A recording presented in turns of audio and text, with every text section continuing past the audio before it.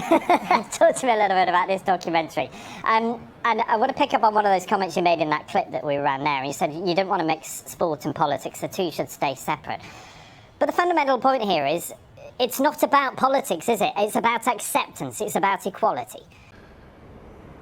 Yeah, absolutely. It's all about equality, and actually listening to that part of the documentary, that was my initial stance going into this campaign, was to not allow countries with anti-LGBT laws to host the Commonwealth Games and other major sporting events. But actually, having travelled around the Commonwealth, I travelled to Pakistan, travelled to Jamaica, and I spoke to lots of different athletes and advocates around the world. And they changed my mind on so many different things and about what can be done immediately to make some real tangible change. And I think this idea came before the documentary. This campaign and this idea of trying to create change was something that has always been something that I've been really passionate about. And I think rather than creating a documentary just showing people all the bad things that's happening to LGBT people around the world, actually, what can we do about it? Where can we go? And what's next as well? This was just the first step at the Commonwealth Games, and you still got the Olympic Games and also things like the World Cup. You've got with football, you've got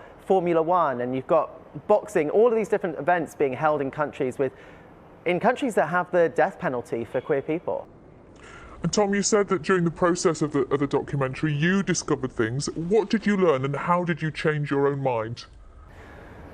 So there were so many things just around like the origin of homophobia and the legacy of colonial laws that were exported by Britain. Likely is it that sport can affect change? You talk about the rainbow flag. We see lots of companies doing it. For example, during Pride Month, they change their logos, they fly the flag. They don't necessarily always follow it up with action. Is there a danger that with sporting events, they say, yeah, everybody is welcome for the duration of the sporting event, and then things revert to how they were before? One of the things that on this journey of this documentary and this campaign, having spoken to all of the different athletes and advocates from around the Commonwealth, we actually created together a manifesto that we sent to the Commonwealth Games Federation, not just showing the pride flag at the opening ceremony, which was the big ask, but also including safe things like a safe space for LGBT athletes to be inside the village, a pride house to be able to have a safe space for people to go and watch the event, spectators, athletes, and then also having information in the rooms to be able to seek support, and especially if you are in danger in your country and your life is at risk.